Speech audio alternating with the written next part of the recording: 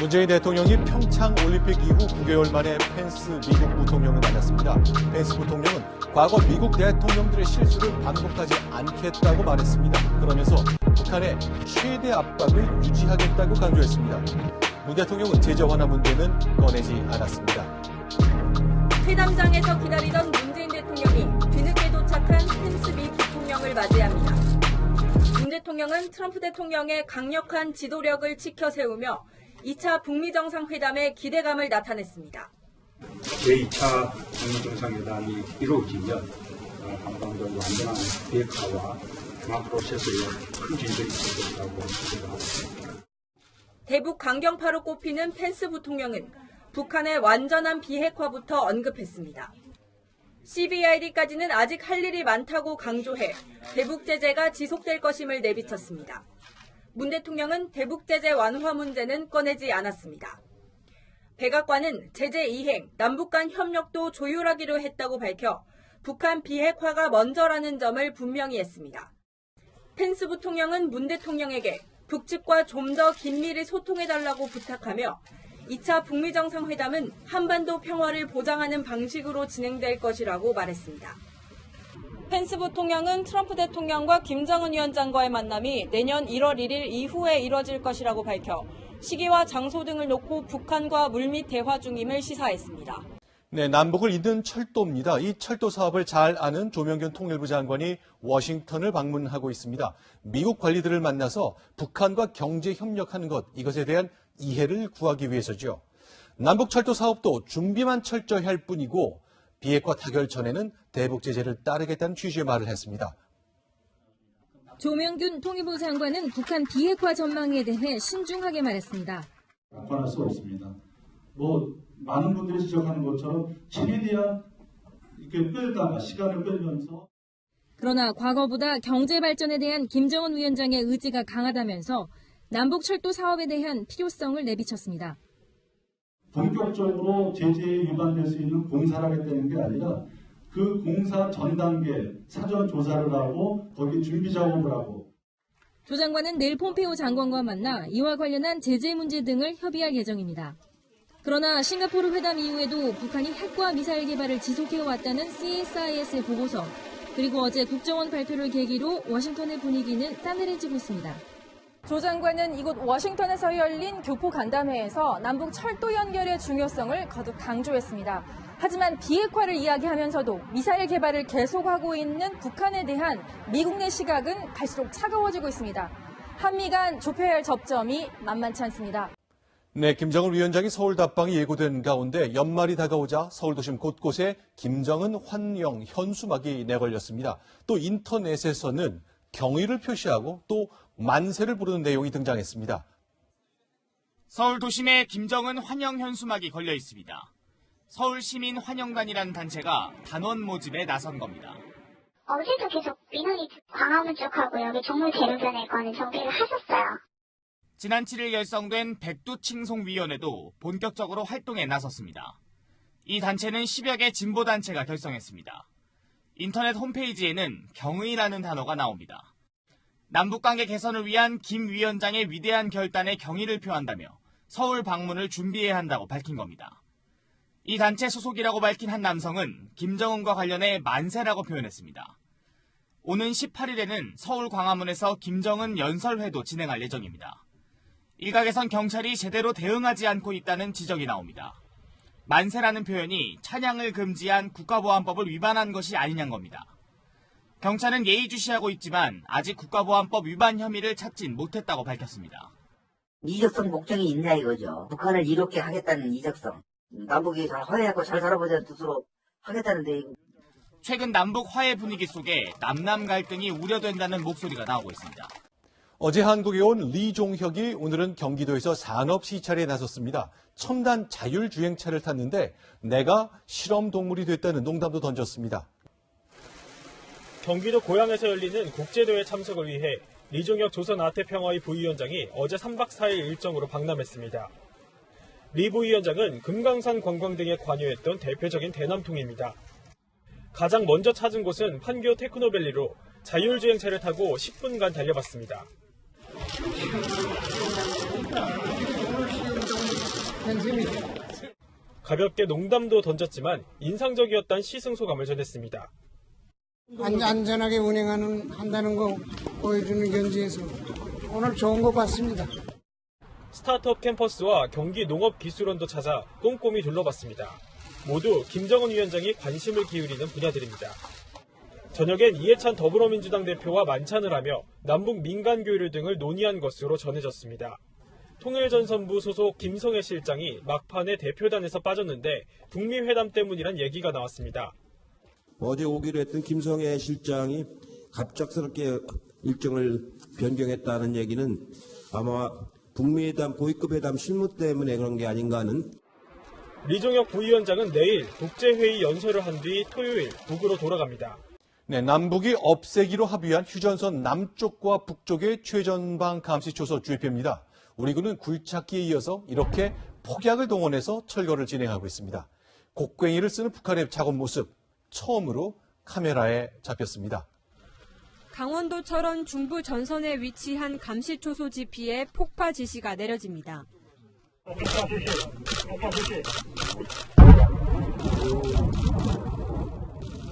굉음과 함께 검은 연기가 뒤덮더니 감시탑은 사라지고 1층 생활관과 콘크리트 집안만 남았습니다. 군 당국은 당초 환경 보존을 위해 굴착기로 지피를 철거해 왔습니다. 하지만 이 지피 감시탑만 다른 곳보다 높게 설치돼 안전을 위해 폭파 철거를 선택한 겁니다.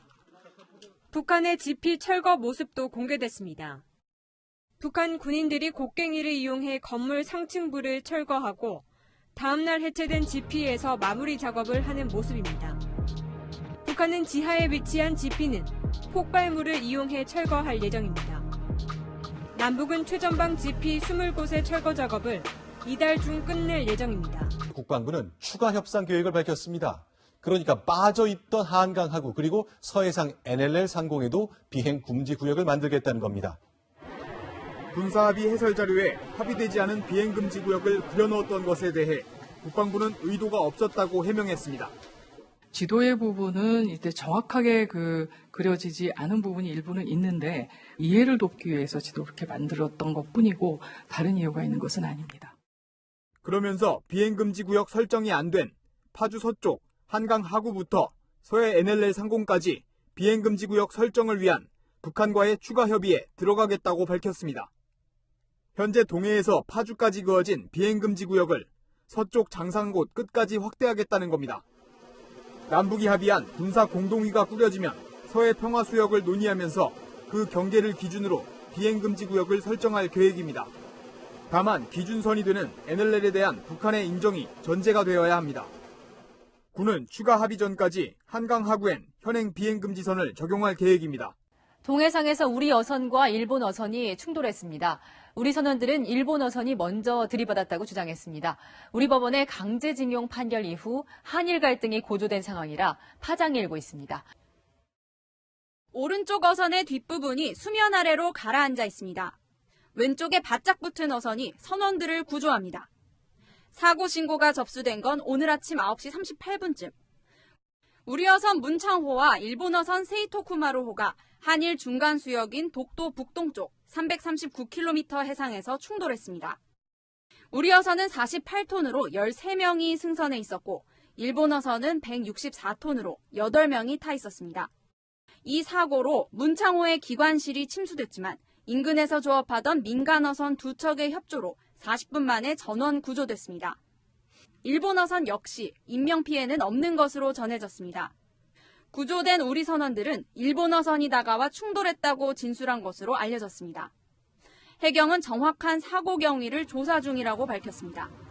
일본 어선이 먼저 충돌했다 이런 얘기가 조사 중입니다. 해경 입장 아닙니다. 해경은 국제법에 따라 각각 자국의 어선을 조사한 뒤 결과를 교환할 계획으로 정확한 사고 원인을 밝히기까지 다소 시간이 걸릴 것으로 예상됩니다. 주한미군은 주둔지인 우리나라에서 기름과 연료를 사서왔습니다. 이 기름을 납품해온 우리 기업 3곳이 가격을 담합했기 때문에 2천억 원이 넘는 벌금을 내게 생겼습니다. 주한미군 헬기가 기름 드럼통을 싣고 야전 훈련장에 접근합니다. 미군은 한국에서 이루어지는 통상적인 훈련이나 기지에서 쓰이는 기름류는 주둔지인 우리나라에서 구매해 조달해왔습니다. 미국에서 각종 유류를 도입할 경우 막대한 수송 비용이 들고요. 또 우리나라 같은 경우에는 선진국에 뒤지지 않는 정제 기술을 가지고 있기 때문에 그런데 납품을 맡았던 업체 3곳이 과거 11년 동안 가격을 담합해 미군에 손해를 입혔다고 미국 법무부가 밝혔습니다. 이 조사 결과에 따라 3개 업체가 내야 할 벌금과 배상액은 총 2,600억 원이 넘는 것으로 알려졌습니다. 미국 법무부 조사에 합의하고 벌금과 배상금을 납부하기로 했습니다. 내부 준법 감시 체계를 강화하고 철저히 운영해 나가겠습니다. 이번 조사는 미 법무부와 국방부 범죄수사국이 수년간 진행한 것으로 혐의 사실이 공개된 건 처음입니다. 거액의 벌금 부과가 이례적인 강경 조치라는 분석도 나옵니다. 미 법무부는 다른 업체들에 대한 조사도 진행 중이라며 추가 공개 가능성을 예고했습니다.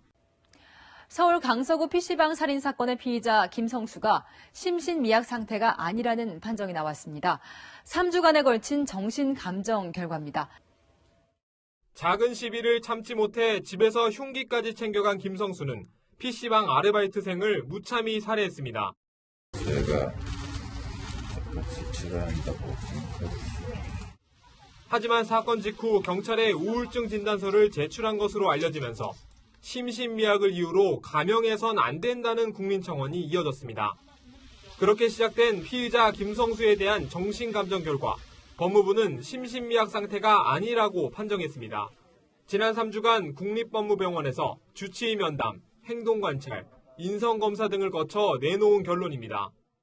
법무부 관계자는 김성수에게서 우울증, 강박증 등이 일부 확인됐지만 모두 일반인 수준이라고 설명했습니다.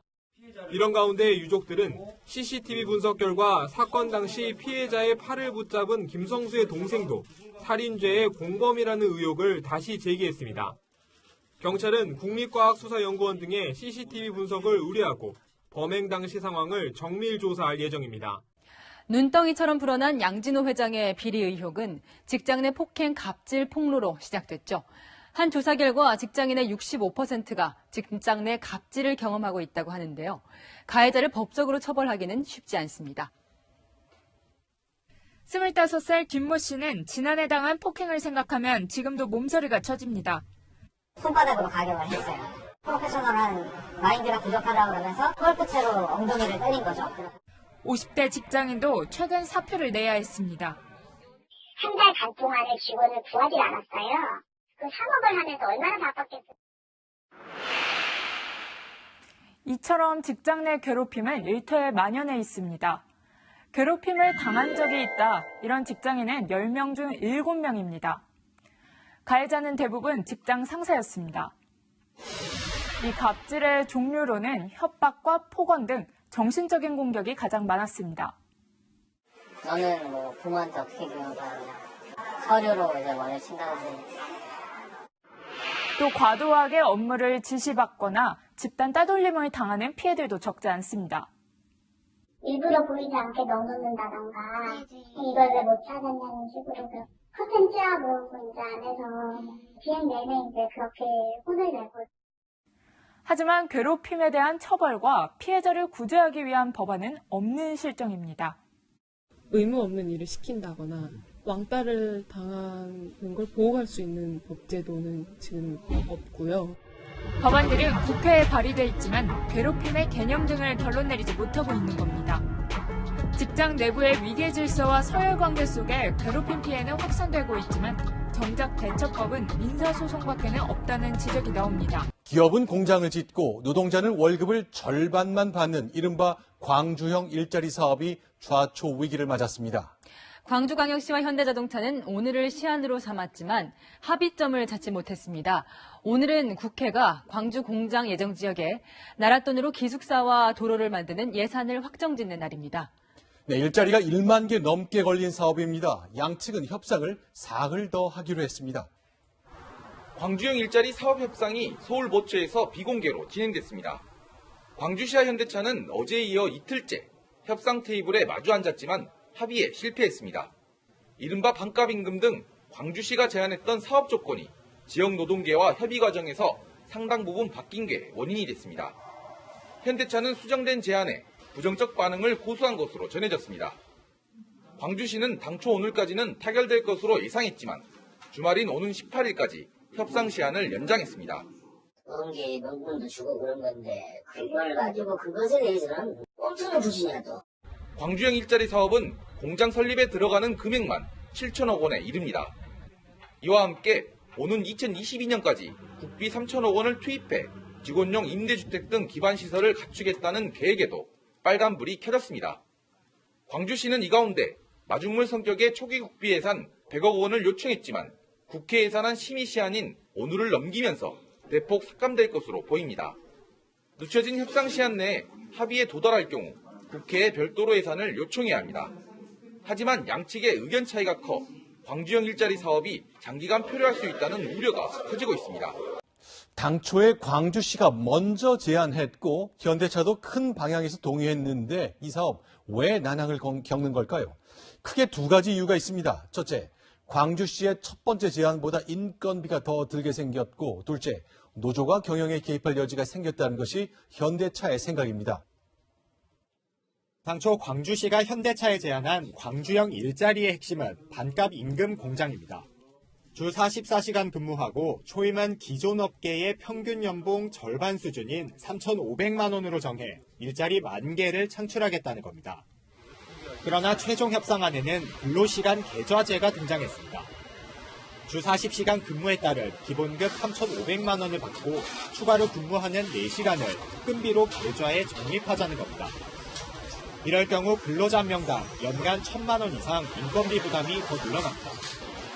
물가와 성장률과 연동해 자동 산정하기로 한 임금 인상도 노동위회 대변체의 주체로 사측과 교섭한다는 내용으로 바뀌었습니다. 뒤바뀐 취지에 현대차는 당혹해하고 있습니다. 변동사항이 너무 많다 보니까 그 대전제 이후로는 저희 입장 자체가 바뀐 건 없어요. 이제 그게 정리되면 투자하겠는지 그거예요. 전문가들은 정치적으로 기업을 압박해 추진하기보다는 부진의 늪에 빠진 자동차 산업 전체를 봐야 한다고 지적합니다. 이걸 간다는 건 굉장히 무리수를 두는 거라. 보완하고 보완해서 안 되면 파기하는 그것도 하나의 방안이에요. 특히 5년간 단체 협약을 미루기로 했던 약속도 뒤집은 것으로 알려져 현대차가 수정안을 수용하기는 어려울 것이란 전망이 나옵니다. 청와대와 민주당의 오랜 우군이었던 민노총이 오늘도 청와대 앞 인도를 차지하고 농성을 이어갔습니다. 21일 총파업을 앞두고 정규직 전환을 요구했습니다. 청와대 사랑채 부근입니다. 민노총 조합원들이 인도를 차지한 채 농성을 벌이고 있습니다. 전날 시국 농성에 돌입한 민노총은 총파업 직전인 20일까지 집회를 이어간다는 계획입니다. 비정규직 백인 대표단도 가세했습니다.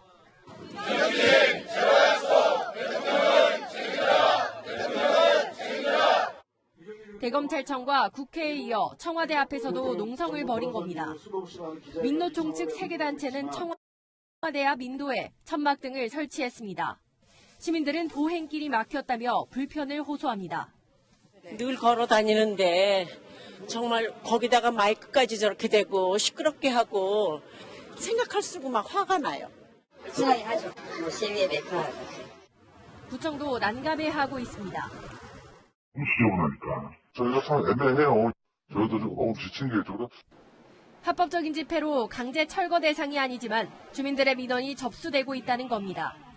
비정규직 백인 대표단은 청와대 앞에서 공동행동 결의대회도 진행할 예정입니다. 사이가 좋았던 민주당과 민노총이 기싸움을 벌이고 있습니다. 민주당은 폭력을 멈추라고 압박하고 있고 민노총은 어떻게 집권했는지 기억하라면서 맞섰습니다. 탄력 근로제 확대와 최저임금 속도 조절 등에 반대하며 투쟁 강도를 높이고 있는 민주노총. 정의당은 정부, 여당이 이런 민주노총을 상대 못할 대상으로 깎아내린다고 비판했습니다. 정부와 여당이 연일 민주노총 때리기에 열중하고 있습니다. 임종석 대통령 비서실장과 홍영표 민주당 원내대표의 최근 발언을 겨냥한 겁니다. 민주노총이나 전교조 등이 더 이상 사회적 약자는 아니라고 생각합니다. 폭력적인 방식으로만 문제를 풀려고 한다면 풀리겠습니까? 국회에 출석한 김부겸 행정안전부 장관도 어떤 집단이라도 법위에 군림할 수 없다고 경고했습니다.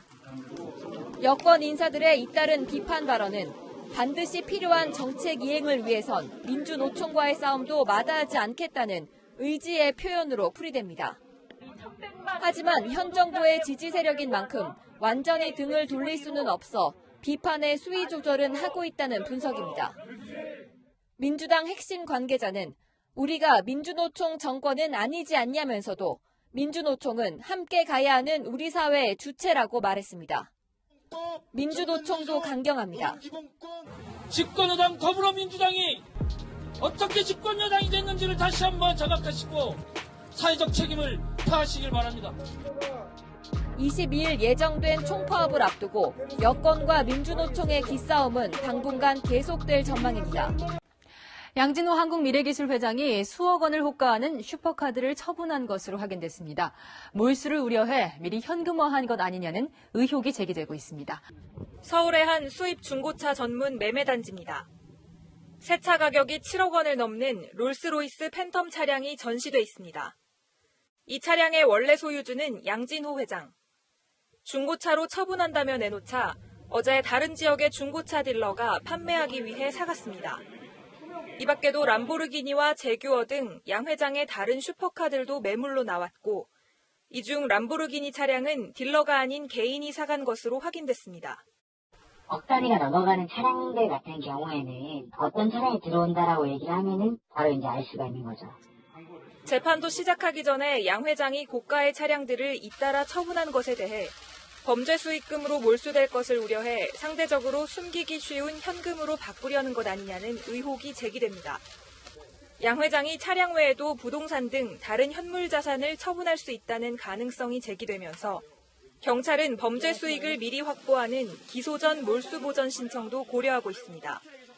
경찰은 내일 양 회장을 검찰에 송치하고 수사 결과를 발표할 예정입니다. 양진호 회장의 로봇 개발 투자비에도 의혹이 제기되고 있습니다. 그동안 개인 재산을 썼다고 주장했는데 설립 신고도 안 된 웹하드 업체에서 자금이 나온 것으로 확인됐습니다. 양진호 한국미래기술회장이 소유한 업체에서 5년 전부터 개발 중인 로봇입니다.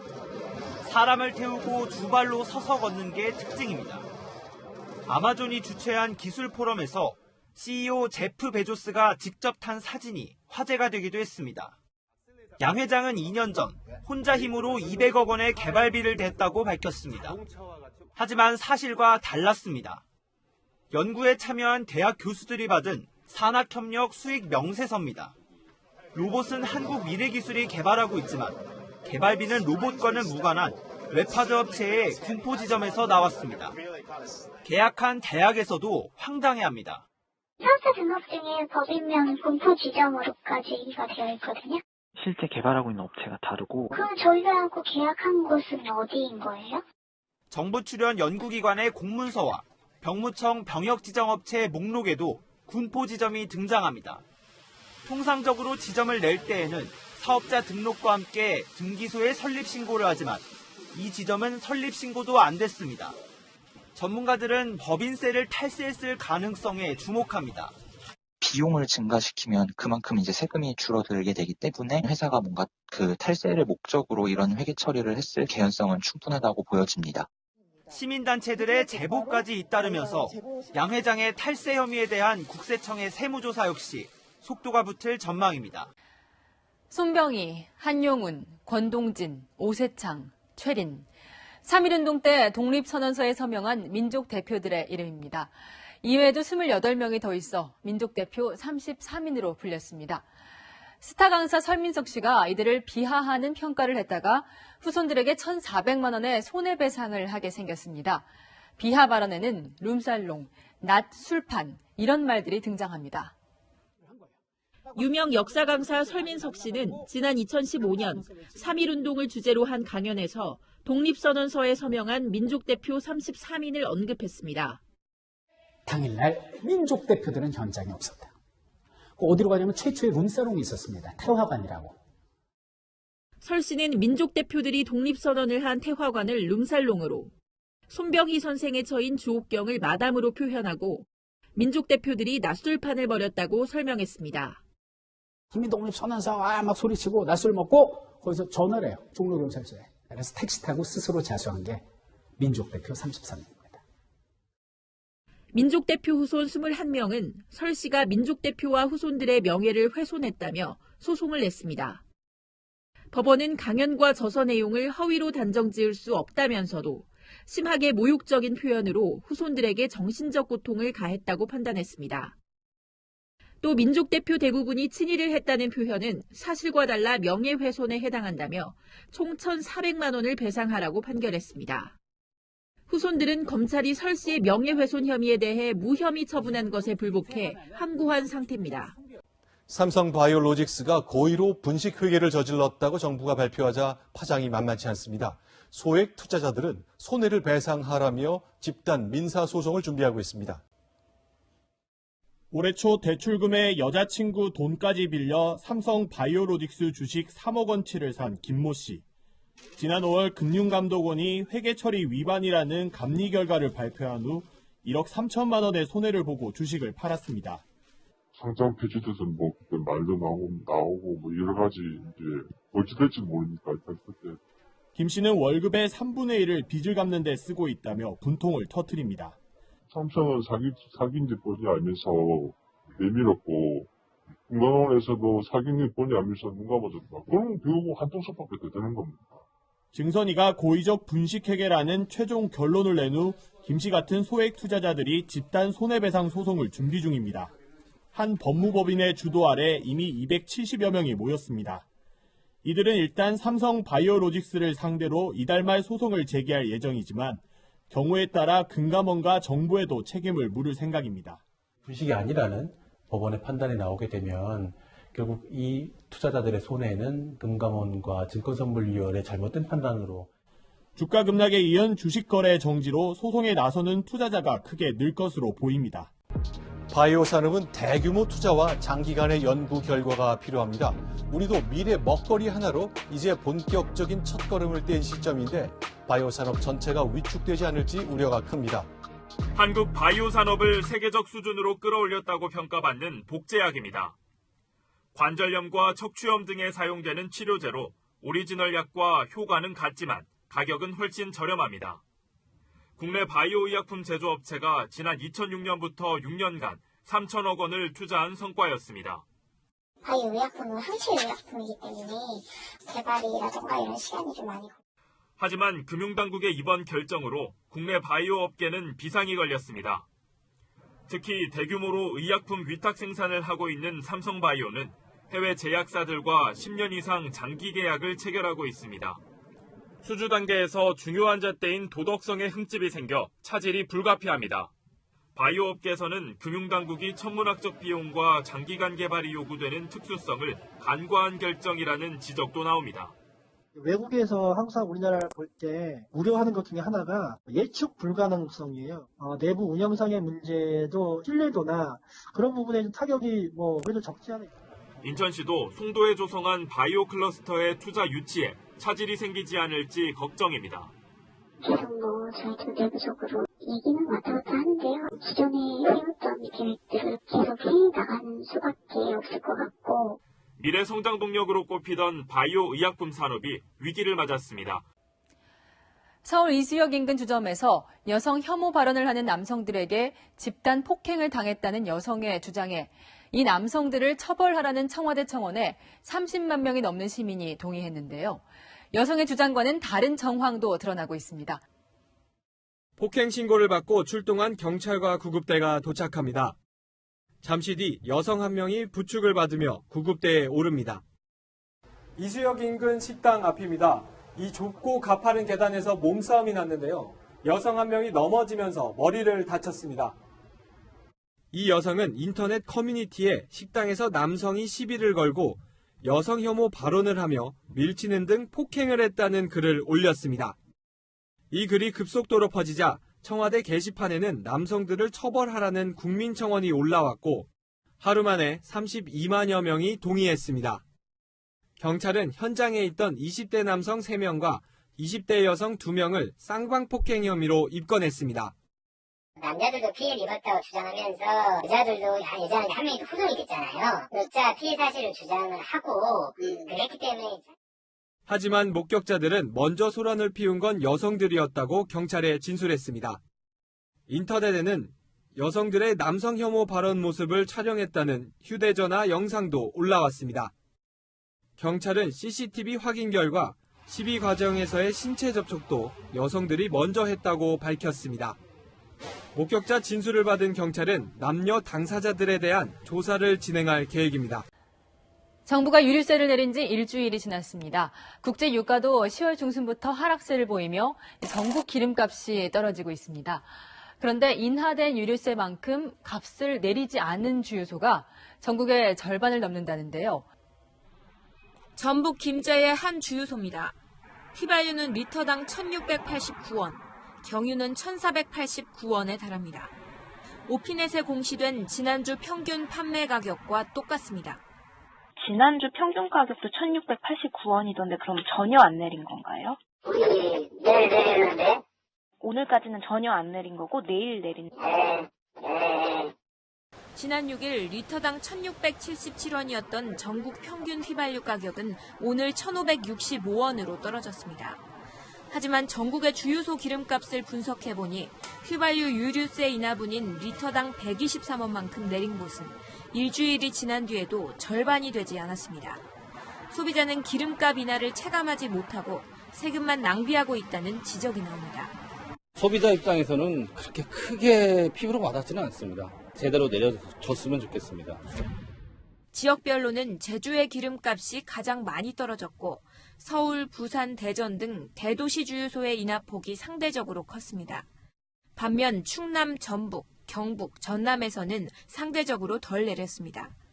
업계에서는 주유소들이 유류세를 내리기 전 공급받은 휘발유의 재고 소진이 지방에서 더디기 때문이라고 분석하고 있습니다. 여자 컬링 팀킴 선수들이 지도자들의 전횡을 추가 폭로했습니다. 팬들이 보낸 선물과 편지까지 검열했다 주장했습니다. 굳은 표정으로 기자회견장에 들어선 팀킴 선수들은 다시 한번 지도자 교체를 요구했습니다.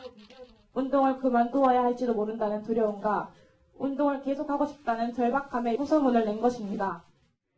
선수들은 김경두 전 컬링 경기연맹 부회장이 폭언과 욕설로 인격을 모독했을 뿐만 아니라 팬들이 보낸 편지와 선물까지 뜯어보며 자신들을 통제했다고 주장했습니다.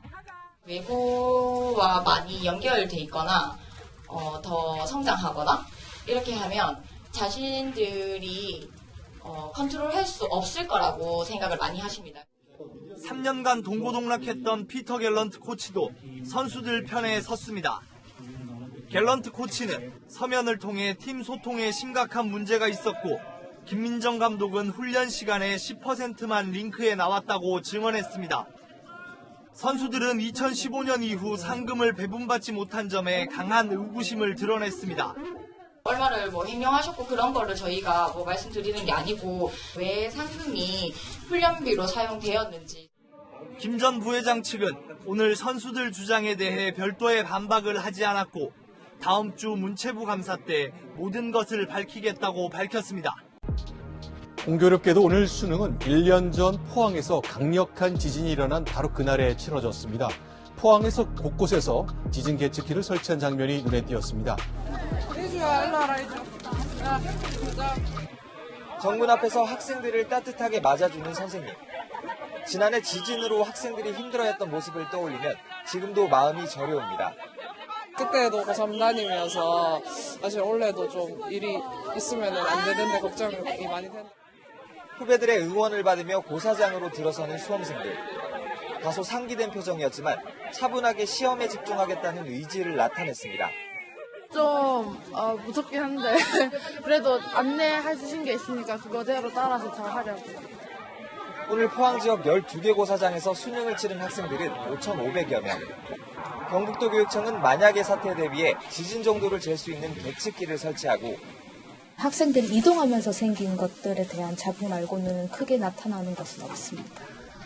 불안감을 호소하는 학생을 위한 전문 상담사도 배치했습니다. 이와 함께 올해 수능 출제지는 지진 등 재해에 대비한 예비 문항을 별도로 만들기도 했습니다. 마침내 모든 시험이 끝나고 학생들은 밝은 표정을 지으며 교문 밖으로 나섰습니다. 흔들림이 하나도 없어서 걱정 없이 잘 치고 나올 수 있었던 것 같아요. 그동안 공부해왔던 거 잘 친 것 같아 후련한 것 같아요.